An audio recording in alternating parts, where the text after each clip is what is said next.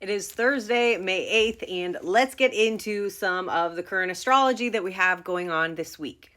So it kind of feels like 2025 is starting right now. Just to kind of set the stage a little bit, if we are connected to the natural rhythms and cycles of the world and we're not connected to the Gregorian calendar, then the new year begins in March, right, with the spring equinox. That was in the very recent past. So we began the new year in March. So we've had April, and there were a lot of planets that were going retrograde. Okay. So now we've moved through April and now we're in May. And so we're at the very beginning still of 2025. And it's starting to feel like the year is actually beginning now. Like there is forward momentum, there is acceleration. There are planets that are no longer retrograde. Planets are moving direct. So we've already slowed down and reviewed and revised things. And now we're feeling more clarity, more forward momentum. And so if we're viewing our experience in the world through that lens right now, then we are setting this stage of beginning a new year, beginning a new cycle. We're in it right now. There's forward momentum. And throughout May, there is going to be rapid growth, rapid acceleration. Really, 2025 is going to be a wild, powerful year. Planets moving into new signs that it never happens. All of the outer planets shifting signs. It's like unheard of, truly, within the astrology.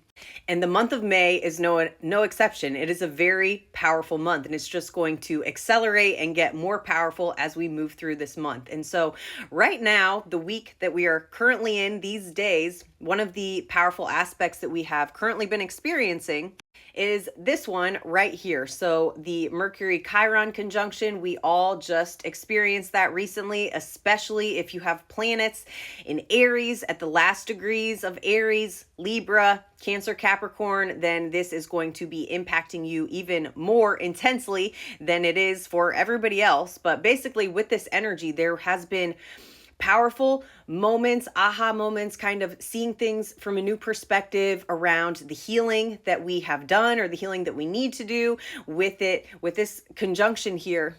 There could have been a lot coming up earlier in the week, like Monday, Tuesday, Wednesday. We're still in the energy right now, but it could look like healing conversations, realizations, even just your own thoughts and your own, way of expressing, coming to a point of closure, of clarity, of healing. Chiron is the wounded healer, but it helps us to move through this primal wound that we've all experienced at some point in time, and it helps us to kind of become the master of that and to really own that energy. And with it in Aries, there's a lot around our assertiveness, boundaries, our identity, who we are, what we want. So hopefully this has been an empowering energy that you have been experiencing this week, maybe through conversations with other people or just within your own internal dialogue.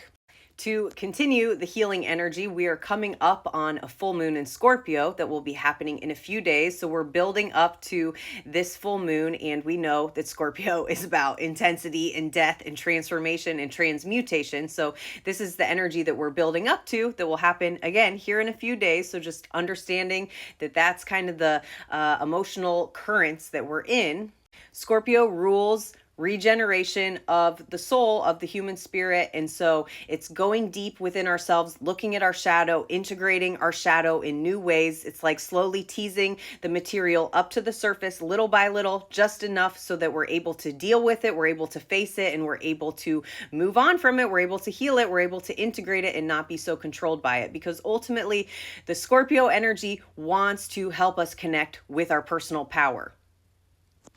And in addition to that, we are going to be experiencing throughout the month, Jupiter here is going to come closer and closer in exactitude to its square to the nodes. So this is something that we're going to experience throughout this month as the month moves on, where it's really asking us to look at the direction that we're going in. It's activating the north and south node, right? So these are points in the chart that are connected to what we've been doing, what we're used to, the energy that we can default back into, that Virgo energy that can be very anxious and worried and controlling and needing to have all the answers.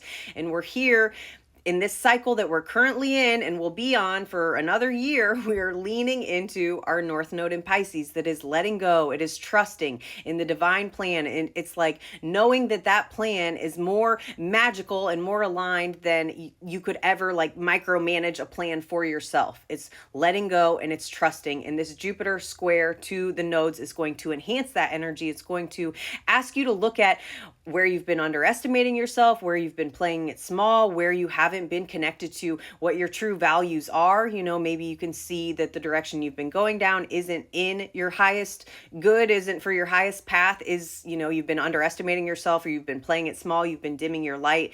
We're talking about the Jupiter energy here. And so leaning into the North Node in Pisces and really trusting this new path, this new energy, this new information that is kind of emerging and being brought into the forefront of our consciousness.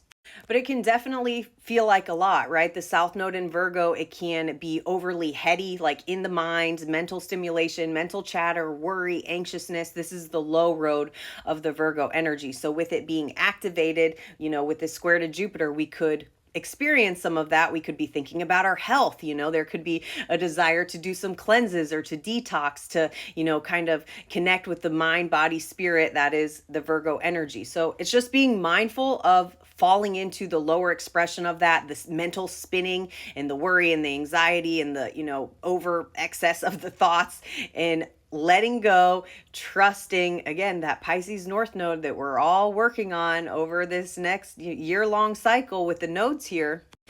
Pisces North Node can enhance our intuition. It can help us connect with, you know, our higher power of choice, our spiritual practices, the things that help us come home into ourselves and feel that sense of stability and safety and security, so that we're a clear channel and we're able to receive the messages and take inspired action from that place. So that's just a little bit about what is currently happening and kind of the energy that we are experiencing throughout the month and as we build up to this full moon in Scorpio that's in a few days.